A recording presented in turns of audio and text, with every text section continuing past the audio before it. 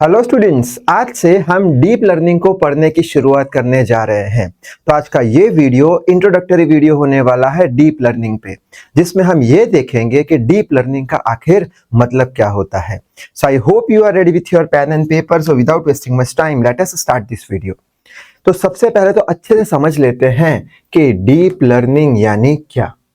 अब deep learning जो है वो मशीन लर्निंग का ही एक टाइप है, लेकिन ये जो डीप लर्निंग है वो ह्यूमन ब्रेन से इंस्पायर करके बनाया गया है। ठीक है, ह्यूमन ब्रेन से इंस्पायर करके बनाया गया है। इसका मतलब क्या निकलता है कि जिस तरीके से इंसानी दिमाग काम करता है, ह्यूमन दिमाग काम करता है, उसी तरीके से डीप लर्निंग भी काम करता है। तो वही बात बोर्ड पे लिखी है, it is the type of machine learning which is inspired by how human brain works. कैसे इंसानी दिमाग काम करता है, ऐसे ही डीप लर्निंग काम करता है। अब इंसानी दिमाग कैसे काम करता है अगर ये जानना है तो एक एग्जांपल लेके समझ लेते हैं। जैसे कि कोई एक गर्म चीज है, हमें मालूम नहीं, हमने उसे टच किया। अब जब हम उसे टच करेंगे तो क्या होगा, हमारा ब्रेन बोलेगा कि वहां से हाथ हटा ले, वो गर्म है। अब हमारा ब्रेन वो कैसे डिसीजन ले पा रहा है, तो हमारे ब्रेन के अंदर बहुत सारे न्यूरल नेटवर्क्स होते हैं। ऐसे कुछ न्यूरल नेटवर्क्स होते हैं, लोअर स्टैंडर्ड में बायोलॉजी में शायद से डायग्राम देखा होगा। ये न्यूरल नेटवर्क पूरी बॉडी में फैले होते हैं। एज फॉर एग्जाम्पल, ये मेरी फिंगर है, ये उंगली पे न्यूरल नेटवर्क है। ठीक है, अगर मैं किसी गर्म चीज को टच करता हूँ, ये उंगली को तो मालूम नहीं है वो गर्म है या ठंडी है, मैंने अगर उसे टच किया तो क्या होगा, वो जो न्यूरल नेटवर्क है, जो फिंगर पे जो न्यूरल नेटवर्क है, ये हमारी स्किन के अंदर जो न्यूरल नेटवर्क है, वो क्या करेगा, वो इंफॉर्मेशन को, वो डेटा को ले लेगा। और ऐसी बहुत सारी न्यूरल नेटवर्क एक दूसरे के साथ कनेक्टेड होती है, जो सीधा कहाँ जाती है, ब्रेन में जाती है। तो ये सारी न्यूरल नेटवर्क, ये जो डेटा हमें मिला है, गर्म वाला डेटा, उसका एनालिसिस करते करते दिमाग तक पहुंचाएगा। और दिमाग क्या करेगा, जो डेटा न्यूरल नेटवर्क को मिला है गर्म वाला, उसको एनालिसिस करके डिसीजन ले लेगा कि वहां से हाथ हटा दे। ठीक है, आई होप बात समझ में आ रही होगी। कुछ इसी तरीके से हमारा जो डीप लर्निंग है वो काम करता है। डीप लर्निंग के पास भी ऐसे ही न्यूरल नेटवर्क्स होते हैं। वो न्यूरल नेटवर्क्स को बोलते हैं आर्टिफिशियल न्यूरल नेटवर्क्स। ठीक है, और ये भी एक दूसरे के साथ इंटरकनेक्टेड होते हैं। ये जो डॉट बना के रखा है, ये हमारा हो गया नोड या न्यूरल हो गया। ठीक है, न्यूरल्स हो गए, वो सारे इंटरकनेक्टेड होते हैं। उसके पास मल्टीपल लेयर्स आते हैं।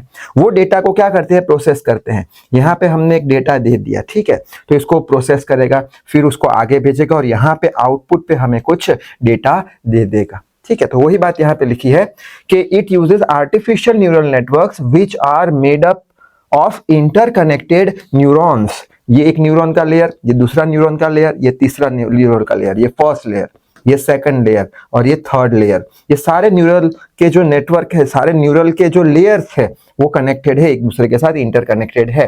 That are designed to process the data for analysis. ये किसके लिए डिजाइन किया गया है, जो भी डेटा देंगे उसका एनालिसिस करके, उसका प्रोसेस करके यहाँ पे हमें आउटपुट दे देगा। सो आई होप ये बात भी समझ में आ गई होगी। यानी यहाँ पे भी अगर हमने कुछ गर्म चीज इसको दी, सेंस कराई, या फिर ऐसे मान के चलते हैं कि कुछ हमने यहाँ पे कुत्ते का फोटो दिया, ठीक है, कुत्ते का फोटो बताया इसको, तो वो इनपुट है इसके लिए। वो उसको एनालिसिस करते करते सारे फीचर्स एक्सट्रैक्ट करेगा, उसमें से फीचर एक्सट्रैक्ट करेगा। यानी क्या, दिमाग ने क्या किया था, वो गर्म चीज है, तो वो गर्म चीज है, वो फिंगर को तो थोड़ी मालूम, हमें थोड़ी मालूम है वो, लेकिन उसको टच कराएगा तो यहां से डेटा गए, एनालिसिस करके दिमाग ने क्या डिसीजन दे दिया, दिमाग ने फीचर निकाल के दे दिया कि वो गर्म चीज है, वहां से हाथ हटा। उसी तरीके से अगर ये हमारा न्यूरल नेटवर्क है, तो यहाँ पे इनपुट पे अगर हमने कुत्ते का फोटो बताया, सिर्फ फोटो बताया, तो एनालिसिस करते करते उसमें से फीचर एक्सट्रैक्ट करेगा और आउटपुट पे हमें बता देगा कि कुत्ते का 2 आईज है, एक नोज है, 2 कान है, 4 पैर है। यानी वो सीधा क्या कर देगा, फीचर को एक्सट्रैक्ट करके दे देगा। आई होप ये बात समझ में आ गई होगी। ठीक है, अब ये जो हमारा आर्टिफिशियल न्यूरल नेटवर्क है, उसके पास एक से ज्यादा लेयर होते हैं, मल्टीपल लेयर्स होते हैं। ठीक है, और ये मल्टीपल लेयर में जहां पे हम डेटा देते हैं उसको बोलते हैं हम इनपुट लेयर। ठीक है, और जहां से हमें आउटपुट मिलता है, जो न्यूरल से हमें आउटपुट मिलता है, उसे बोलते हैं आउटपुट न्यूरल लेयर। ठीक है, और इनपुट और आउटपुट लेयर के बीच में जितने भी लेयर होते हैं, ऐसे बहुत सारे लेयर होते हैं, जितने भी लेयर होते हैं उसको बोलते हैं हिडन लेयर्स। ठीक है। अच्छा, तो यहां देख लेते हैं, it has multiple layers of neurons, each layer extracts the different features. हर एक लेयर जो है वो अलग अलग फीचर को एक्सट्रैक्ट करेगा। जैसे कि एक लेयर था हमारा, उसने कान के बारे में एक्सट्रैक्शन किया, कान कैसे है। इसके बाद दूसरा आएगा, ये इनपुट डेटा जो मिला उससे पहले ने एक्सट्रैक्ट कर लिया उसके कान के बारे में, दूसरे ने पाँव के बारे में, तीसरे ने कलर के बारे में। ठीक है, ऐसे करते करते पूरे फीचर हमें आउटपुट पे मिल जाएंगे सिर्फ और सिर्फ फोटो दिखाने से। ठीक है, ये है हमारा डीप लर्निंग। तो उससे क्या मिलेगा, फीचर मिलेगा, और पैटर्न, कौन सा पैटर्न है वो डेटा में वो हमें मिल जाएगा। ठीक है, तो इतने तक बात समझ में आ गई होगी। दूसरी इंपॉर्टेंट बात कि यहाँ पे जितने ज्यादा लेयर्स होंगे उतना ज्यादा फीचर एक्सट्रैक्ट होगा, उतना ज्यादा पैटर्न को हम लर्न कर पाएंगे सीखने के लिए। ठीक है, तो यानी कि हम ऐसे भी बोल सकते हैं, जितने डीप लेयर होंगे, डीप यानी ज्यादा, ऐसे करके ऐसे जा रहा है तो डीप हो रहा है। ठीक है, जितने डीप लेयर होंगे, जितने ज्यादा लेयर होंगे, उतने ज्यादा फीचर एक्सट्रैक्ट होंगे, उतना ज्यादा हम समझ पाएंगे। ठीक है, तो वही बात यहाँ पे लिखी है, डीपर दी लेयर, जितने ज्यादा लेयर होंगे किसके, न्यूरॉन्स के, उतना ही कॉम्प्लेक्स फीचर हम एक्सट्रैक्ट कर पाएंगे या सीख पाएंगे या पैटर्न को हम ले पाएंगे। ठीक है, अच्छा, दूसरी एक इंपॉर्टेंट बात, ये जो हमारा डीप लर्निंग है वो किस काम आता है, तो आता है ड्राइवरलेस कार में, इमेज एंड स्पीच रिकॉग्नाइजेशन में, हमारा हो गया नेचुरल लैंग्वेज प्रोसेसिंग में, जिसमें इंसान की लैंग्वेज में ही कंप्यूटर बात करता है। नेक्स्ट आ गया प्रिडिक्शन एंड फोरकास्टिंग में। तो स्क्रीनशॉट शायद से आपने ले लिया हो गया। तो ये हमारा डीप लर्निंग शायद से आपको 50% समझ में आ गया होगा। अब और 50% बचे हैं, 100% समझना है, तो उसके लिए हम देख लेते हैं वाई डीप लर्निंग, कि डीप लर्निंग का ही यूज क्यों करते हैं। मशीन लर्निंग में क्या कुछ प्रॉब्लम था, सुपरवाइज लर्निंग पढ़ा, अनसुपरवाइज लर्निंग पढ़ा, रेनफोर्समेंट लर्निंग पढ़ा, उसमें कुछ प्रॉब्लम था। क्यों डीप लर्निंग हम पढ़ रहे हैं, क्यों डीप लर्निंग बनाया गया, तो उसके कुछ मेन 3 रीजन है। पहला रीजन क्या है कि हमारा जो मशीन लर्निंग था वो ह्यूज अमाउंट ऑफ डेटा को हैंडल नहीं कर पाता था। बहुत सारे जब डेटा हो जाते हैं तब डिफिकल्ट हो जाता है मशीन लर्निंग के लिए सीखना। ठीक है, मॉडल को सीखना डिफिकल्ट हो जाता है मशीन लर्निंग से। तो हमारा डीप लर्निंग है वो ह्यूज अमाउंट ऑफ डेटा को बड़ी आसानी से, हाई एफिशिएंसी से हैंडल कर सकता है। अब यही बात को हम ग्राफ की हेल्प से समझने की कोशिश करेंगे। तो यहाँ पे जो ग्राफ हमने बनाया है वो एक्स एक्सिस पे डेटा दिए हैं जो हम मॉडल को देते हैं ट्रेन करने के लिए, और यहाँ पे वाई एक्सिस पे एफिशिएंसी है। ठीक है, ये वाला जो ग्राफ है ब्लू कलर का वो किसका है, मशीन लर्निंग का है, और ऑरेंज कलर का ग्राफ है डीप लर्निंग का। ठीक है, ये ग्राफ पे से हम बोल सकते हैं कि ये हमारा मशीन लर्निंग का जो ग्राफ है वो यहाँ पे इसका एफिशिएंसी कुछ होगा, मैक्सिमम एफिशिएंसी कुछ होगा, और ये एफिशिएंसी पे डेटा इसके पास कुछ होंगे। मान के चलते हैं 1000 डेटा है इसके पास, 1000 डेटा है, 0 100 200 300 400 500 1000 डेटा है। तो जब इसके पास 1000 डेटा होंगे तब इसका एफिशिएंसी कुछ आएगा। ठीक है, लेकिन अगर हमने डेटा 1 लाख कर दिए, 1 लाख कर दिए, तब तो 1 लाख करेंगे तो ये डीप लर्निंग है। डीप लर्निंग ऐसे ऊपर लाइन बनाएंगे, कर्व यहाँ पे कट होगा, ऊपर लाइन बनाएंगे तो डीप लर्निंग का एफिशिएंसी जो है वो तो सबसे ज्यादा 100% हो जाएगा।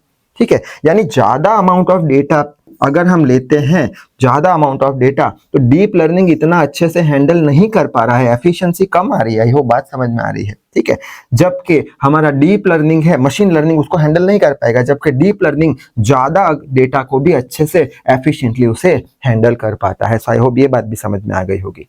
दूसरा रीजन क्या है कि क्यों डीप लर्निंग का यूज कर रहे हैं, क्योंकि मशीन लर्निंग जो है वो कॉम्प्लेक्स प्रॉब्लम को तो सॉल्व करता है लेकिन उसमें कुछ एरर्स आती है। ठीक है, जबकि डीप लर्निंग जो है वो कॉम्प्लेक्स प्रॉब्लम को सॉल्व बड़ी ही एक्यूरेसी से करेगा, कोई भी उसमें एरर आने देगा नहीं, इसलिए हम डीप लर्निंग का यूज करते हैं। और लास्ट इंपॉर्टेंट बात कि क्यों डीप लर्निंग का यूज किया जाता है, तो अगर हम रिकॉल करेंगे सुपरवाइज लर्निंग, अनसुपरवाइज लर्निंग में, तो सुपरवाइज लर्निंग में क्या होता था, याद है मशीन लर्निंग के अंदर कि हम लेबल्ड डेटा देते थे मॉडल को ट्रेन करने के लिए। लेबल्ड डेटा यानी क्या, हमने एक एप्पल का फोटो दिया, ठीक है, उसका डिस्क्रिप्शन देना पड़ता था कि ये लाल रंग का होता है, इसका साइज थोड़ा छोटा होता है, ये इसका शेप जो होता है राउंड होता है, ऐसे डेटा उसे देने पड़ते थे। और वो डेटा देने के बाद वो डेटा से सीखता था, यानी मैन्युअली डेटा डालने पड़ते थे उसमें। ठीक है, मैन्युअली डेटा डालने पर वो सीखता था। तो वही बात लिखी है कि in machine learning we have to add the features, data यानी क्या फीचर्स, उसके पास कौन सा कलर है, शेप, साइज, वो सारे फीचर, ये सारे फीचर मैन्युअली हमें वो मॉडल में डालने पड़ते थे, तब जाके ट्रेन होता था। ठीक है, अब दुनिया में जितनी भी चीजें हैं, सारी चीजों के बारे में कोई मशीन को सिखाना मशीन लर्निंग से पॉसिबल है? हम बोलेंगे नहीं पॉसिबल है। क्यों नहीं पॉसिबल है? क्योंकि मशीन लर्निंग में क्या करना पड़ता था, एक एक चीज के फीचर्स मैन्युअली उसको देने पड़ते थे, एक एक चीज के फीचर्स, उसके रंग के बारे में, शेप के बारे में, साइज के बारे में, कर ईच एंड एवरीथिंग अब उनको क्या करना पड़ता था, मैन्युअली डेटा देने पड़ते हैं मशीन लर्निंग को, तब जाके मॉडल हमारा ट्रेन होता था, जो प्रैक्टिकली पॉसिबल है नहीं। तो डीप लर्निंग इसलिए जरूरी है कि डीप लर्निंग में क्या देना पड़ता है हमें, डीप लर्निंग में खाली और खाली हमें ऑब्जेक्ट बताना है, बस ऑब्जेक्ट बताने के बाद उसके पास क्या होता है, न्यूरल नेटवर्क्स होते हैं, आर्टिफिशियल न्यूरल नेटवर्क्स होते हैं, उससे वो प्रोसेस करके सीधा वो ऑब्जेक्ट में से फीचर निकाल के दे देगा। उसको कुत्ते का फोटो बताना है खाली, वो अपने न्यूरल नेटवर्क से एल्गोरिदम पे प्रोसेस करके सीधा फीचर बता देगा कि कुत्ता दिखने में कैसा होता है, उसका कलर कैसा होता है, कितने पाँव होते हैं, कितने कान होते हैं, वगैरह वगैरह। इसलिए डीप लर्निंग का यूज किया जाता है, तो वही लिखा है। But in deep learning only object is given, object को ही देते हैं और automatically it's algorithm will extract the feature, feature निकाल के दे देंगे। क्यों? उसके पास न्यूरल नेटवर्क्स होते हैं, आर्टिफिशियल न्यूरल नेटवर्क्स। तो इसलिए डीप लर्निंग पढ़ना जरूरी है। आई होप डीप लर्निंग के बारे में 100% नॉलेज आपके पास आ चुका होगा। तो इस वीडियो में बस इतना ही। Till then read hard, work hard. Thank you very much.